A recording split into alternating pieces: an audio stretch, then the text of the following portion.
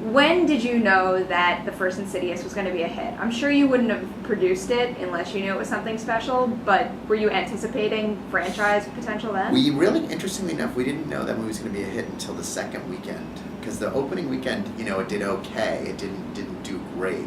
But then we held really well on the second weekend. Usually horror movies drop at least 50% and sometimes more on the second weekend, and that movie really held. And when that held as well as it did, we knew we had a hit movie on our hands, which was fun. Knowing that happens, is that like a punch to the gut when you see it, or do you kind of expect it? When it drops, yeah, it's always a punch to the gut. You always think your movie's... Because I've been lucky enough to have a lot that have... The first Paranormal Activity held great, and Insidious held really well. Sinister held pretty well.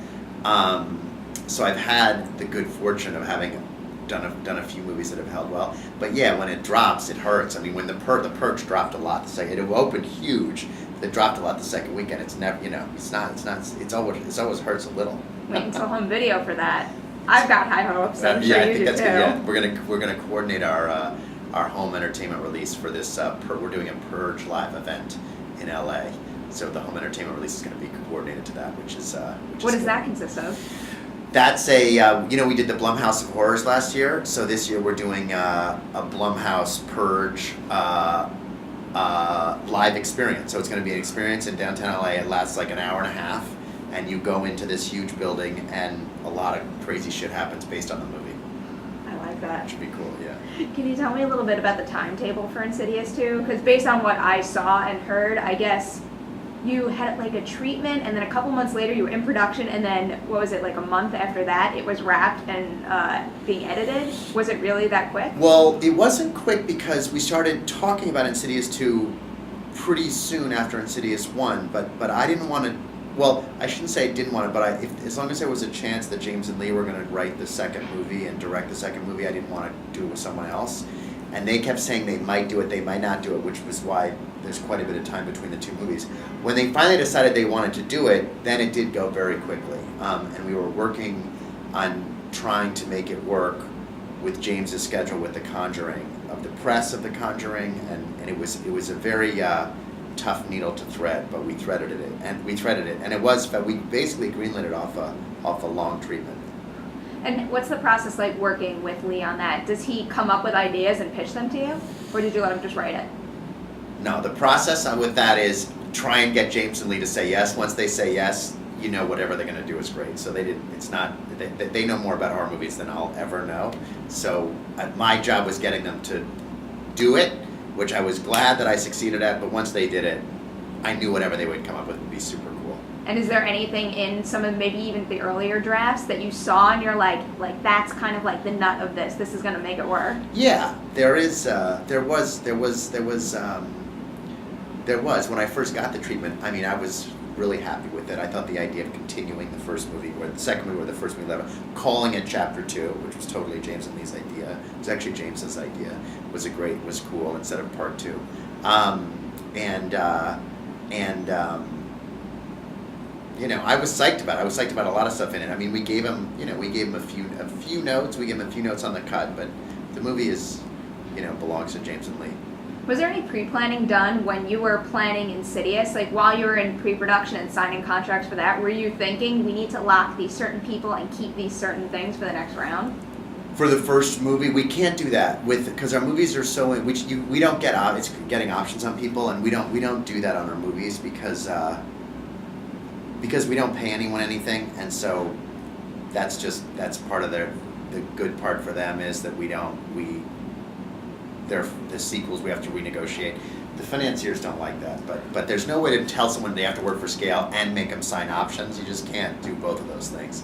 So we don't do that. But we did save the props from the first movie. We saved the props. Do you get to keep any props? Hopeful. Do I get to keep them? Yeah. Anything? We get to keep the props. Yeah. Do you get to keep anything like in your house, like a creepy haunted item or something? We do. There's some of the stuff. Some of the stuff is in my office. There was a lot of stuff in the haunted house that we use, and in the new haunted house there'll be some props from Insidious. Yeah. I like that. And can you tell me a little bit about the scale of the production as compared to the first one? I mean, I don't know if you want to say the budget or anything like that, but how much did it grow from Insidious 2 Not Chapter much. 2? You know, it's bigger. The budget of the second movie is a lot bigger than the first movie, but it's still, as comparatively for a Hollywood sequel horror movie, it's extraordinarily low budget. And I'm very vigilant about that. If the sequel of The Purge gets greenlit or the sequel of Sinister 2 gets greenlit, those will be very low budget movies. For all the same reasons that the originals are low budget. That I can't say to James and Lee, do whatever you want if the movie costs $20 million. Then there's a lot more people involved, understandably. The only way I get to say you can make a sequel but it could be whatever you want it to be is if the movie's very inexpensive.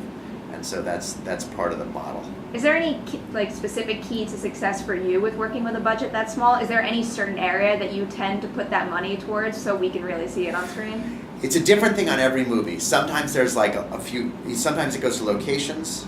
Sometimes it goes to, like, there'll be one effect or one big stunt that we'll do, or one day where it's a bunch of extras. Like I notice on every movie that we do, there's always one heavily weighted thing, but it changes from movie to movie. There's no specific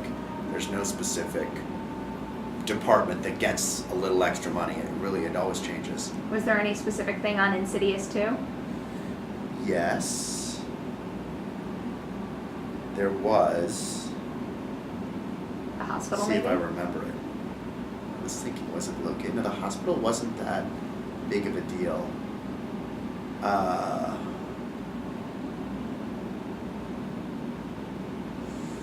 What about building the further?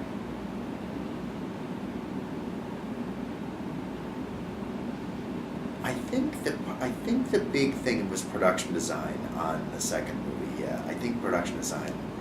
That the house that they're in, we had a quite kind of a bigger house. So I think if there was something that we spent a little extra on the second movie, it was production design. Yeah, I think that's right. And I know you probably take very good care of your cast and your materials on set, but is there any specific scene in this movie that you're watching them film it and you're like make this work, okay, please? What do you mean? How does that relate to taking care of the cast? Like potentially an injury or someone dropping a camera. Every scene, I'm always worried about that. In fact, it's one of the reasons I don't love being on set is because when they do stunts like that with the actors, I get super nervous. I mean, the fight with Patrick and Rose was a super stressor. So yeah, and with kids too, I get real nervous. But we are really, just like you said, we're really careful. All our movies are union. We have to do everything by the rules. And so far, knock on wood, we haven't had anything disastrous happen. And how about movie magic-wise? Is there anything you're proud of here? Like some crazy way you figured out how to do something on set that's kind of ridiculous while you're on set, but when we see it in the final film, looks truly terrifying?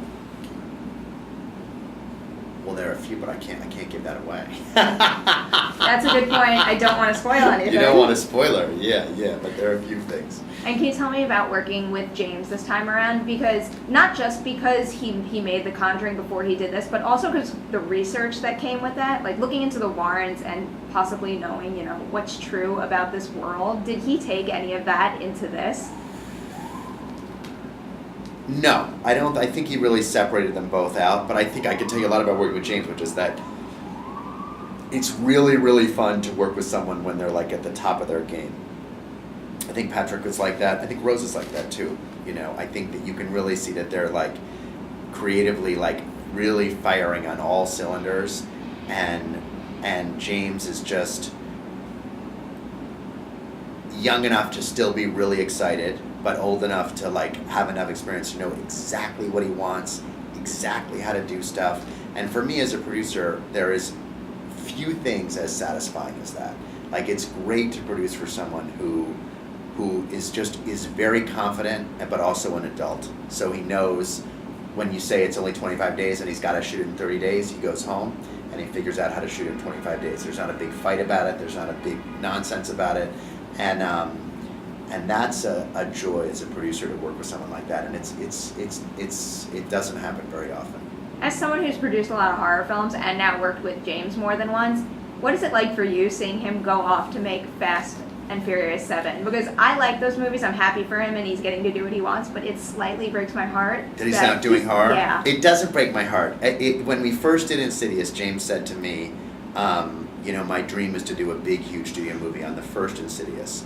And so when we were doing Insidious 2, I had conversations with my colleagues at Universal about him doing the movie. And I advocated it for it a lot because of what I just said, because I think he really is firing on all cylinders, and I think he's a really, really talented guy.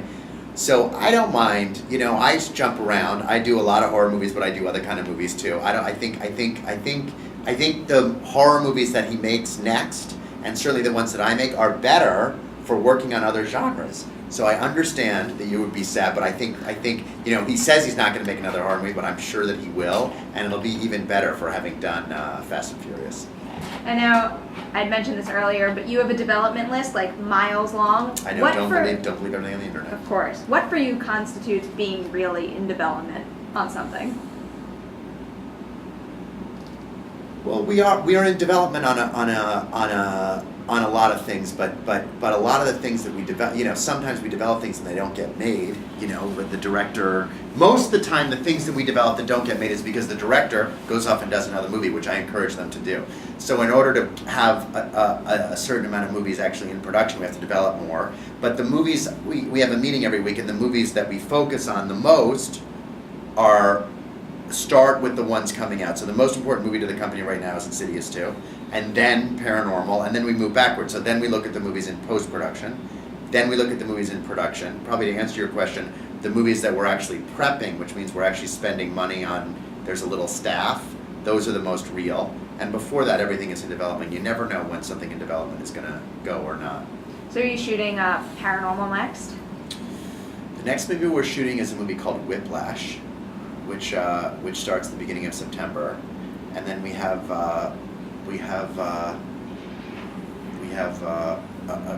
2 or 3 more movies that we're going to shoot before the end of the year.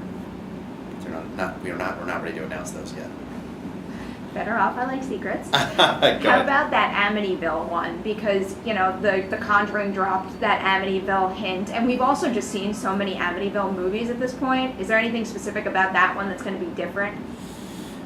Yeah, we're the one of the reasons it's taking as long as it is because I don't want to make an Amityville movie unless the fun thing about making the Amityville movie is that everyone's like, oh, this is gonna suck, right? So you got to make something that surprises them and is like, wow, that's good. I mean, that's what I look at our sequels. Like the reason I like making sequels is people come to the sequel like, it's gonna suck, and it's like, wow, this is good. Like the paranormal movies. Hopefully, most of them, those sequels stand up on their own. Hopefully, I think Insidious does that too. I think people will be pleasantly surprised.